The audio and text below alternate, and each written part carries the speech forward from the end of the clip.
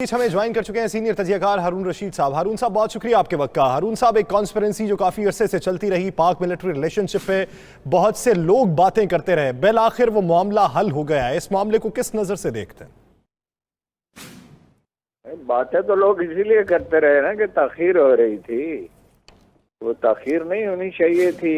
कहाँ कन्फ्यूजन हुआ मालूम नहीं, वक्त के साथ पता चलेगा। मतलब ये तो पिछले कुछ दिनों से वाज़ेह ही था कि यही तकर्री बाकी रहेगी। खुद जो पिछले सरबराह हैं आईएसआई के, उन्होंने भी यही वज़ीर-ए-आज़म से कहा कि मुझे जाने दें और अपनी नई जिम्मेदारियां संभालने दें। बल्कि यहाँ तक कहा गया, उन्होंने कहा कि वरना मैं अलग हो जाता हूँ, मुस्ताफी होकर अपने घर चला जाता हूँ। बहरहाल ये अच्छी पेशरफ्त है। और जनरल नदीम से मैं मिला हूँ जब ये एफसी के थे, वहाँ पे कोयटा में थे, तो इनकी शोहरत अच्छी है और इनसे ये कंपोज्ड आदमी हैं और समझा जाता है कि बड़ी मेहनत और जिम्मेदारी से काम करते हैं और गैर जरूरी चीज़ों से बचने की कोशिश करते हैं।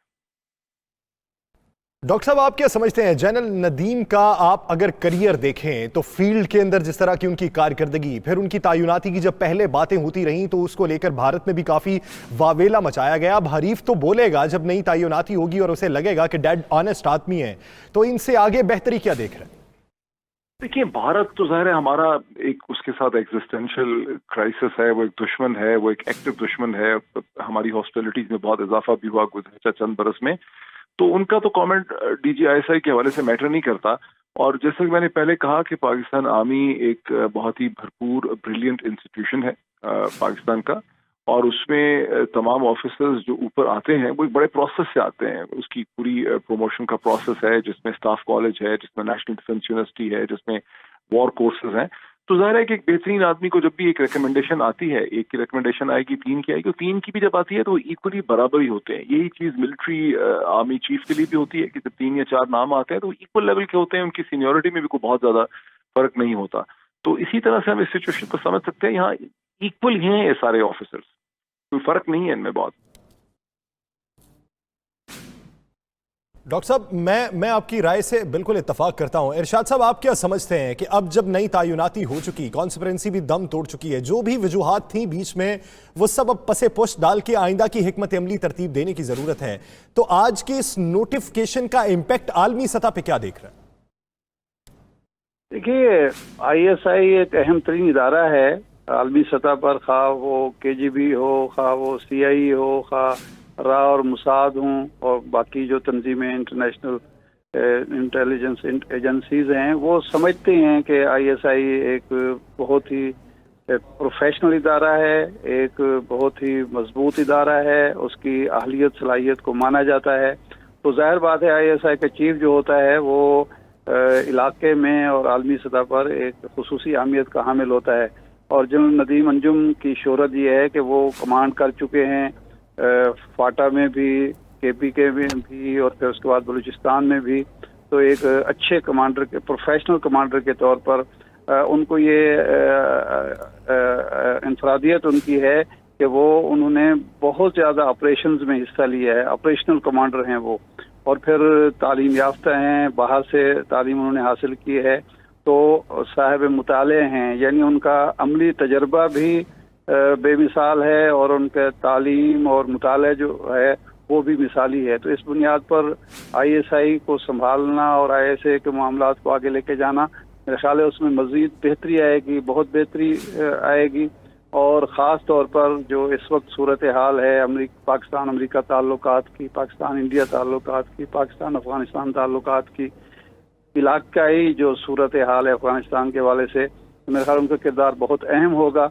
और जाहिर बात है कि हम तवक्को यही करते हैं कि पाकिस्तान के मफादात के तहफ़्फ़ुज़ में नदीम अंजुम सब कामयाब रहेंगे इंशाअल्लाह। आप साथ ही रहिए। हारून रशीद साहब, जिस तरह से पहले क़यास आराइयाँ होती जा रही थी इस नोटिफिकेशन के जारी होने से कबल, आज जब बाकायदा नोटिफिकेशन जारी हो गया है, आपके ख्याल में वज़ीर आज़म और आर्मी चीफ के ताल्लुकात की मजबूती और सिविल मिलिट्री रिलेशंस के मज़ीद आगे बढ़ने के हवाले से कितना पॉजिटिव मैसेज जाता है?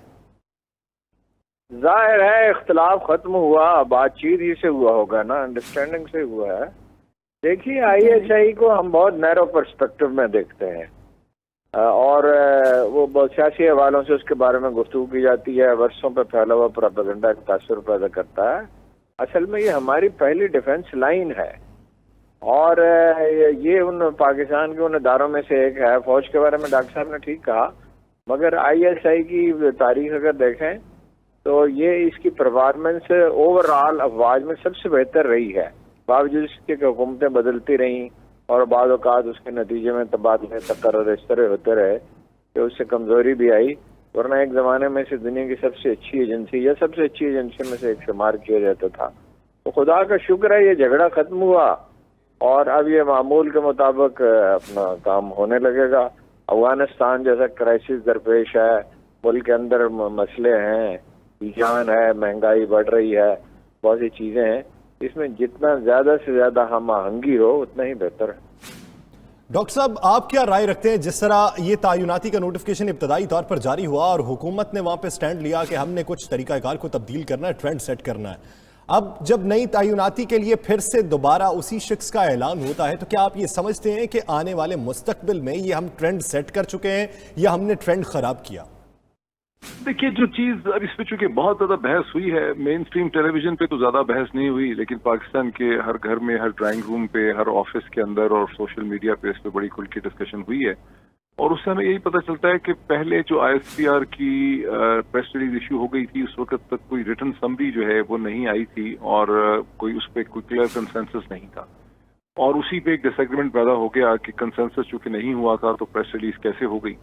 और जो पिछले हमने 3 दिन का, पूरे 3 हफ्ते का जो एक डिले देखा है, उसमें इसी चीज के ऊपर बार बार बहस होती रही है कि इसका एक प्रोसेस होना चाहिए। और फिर उसमें आपने देखा कि एक समरी आई है और उस समरी के नतीजे में प्राइम मिनिस्टर ऑफिस ने इस नोटिफिकेशन को फाइनली इशू किया है। तो दोनों साइड्स ने इसमें गिव एंड टेक किया है। प्राइम मिनिस्टर ने यहाँ पर ये इसमें फ्लेक्सिबिलिटी दिखाई है कि उन्होंने उसी ऑफिसर को फाइनली कर दिया है जिसे जनरल बाजवा ने, जिनका नाम पहले नॉमिनेट किया था। एक चीज समझना बहुत जरूरी है कि ऑफिसर्स में कोई फर्क नहीं है, ना उनका कोई ताल्लुक है। बदकिस्मती से ऐसी डिबेट होने लग गई है कि कौन सा ऑफिसर अच्छा है, कौन सा बुरा है। यहाँ ऑफिसर्स का मसला नहीं था, यहाँ जो भी डिसएग्रीमेंट था वो बेसिकली GHQ में और प्राइम मिनिस्टर ऑफिस में, या यूं कहिए प्राइम मिनिस्टर पाकिस्तान और आर्मी चीफ के दरमियान में एक डिसएग्रीमेंट था। ये 2 शख्सियात का डिसएग्रीमेंट हो सकता है, ये 2 इदारों का और 2 सिस्टम्स का कोई टकराव या डिसएग्रीमेंट यहाँ पे हरगिज नहीं था। इस पे बहुत हमने रिसर्च की है, बहुत लोगों से हमने इस पे बात की है। ये एक सिविल मिलिट्री इशू नहीं था, ये प्राइम मिनिस्टर ऑफिस और जनरल बाजवा के ऑफिस के दरमियान में एक डिसएग्रीमेंट था कि इसका तरीकाकार क्या है। इन दी एंड दोनों को उनकी चीजें मिल गई हैं। प्राइम मिनिस्टर ऑफिस को एक प्रॉपर प्रोसेस मिल गया है, समरी आई है, समरी पे उन्होंने माइंड एप्लीकेशन की है और दूसरी तरफ से जनरल बाजवा की रिकमेंडेशन को एक्सेप्ट कर दिया गया। तो इस तरह से ये रेजोल्यूशन इसकी हो गई।